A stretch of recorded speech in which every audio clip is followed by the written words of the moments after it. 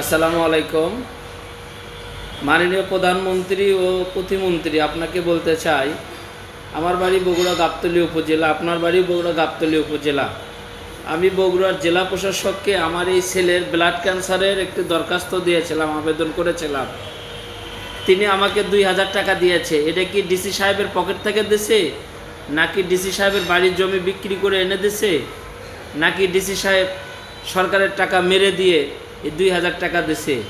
জেলা পরিষদ থেকে যদি আমাকে 7000 টাকা দেয়, তাহলে জেলা প্রশাসক কিভাবে আমার এই ছেলেটাকে 2000 টাকা দেয়? উনি কি ভিক্ষা দিতে বসে ওখানে? একজন জেলা প্রশাসক হয়ে বগুড়ার মানুষকে ভিক্ষা দিতেছে।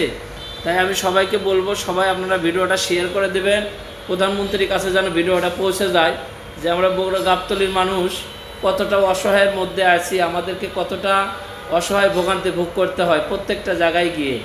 তো আমি এটুকু বলবো যে গাবতলীর নেতাকর্মী যারা আছেন, আপনারা একটু ভালো হন, আপনারা একটু মানুষদের, অসহায় মানুষদের খোঁজ খবর নেন।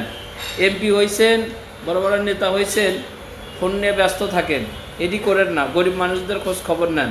আল্লাহ ভালো করবো আপনাদের, বুঝছেন? এতটুকু বলবো যে প্রধানমন্ত্রী বরাবর আমি অভিযোগটা জানাইলাম, বগুড়া গাবতলীর অবস্থা খুব খারাপ।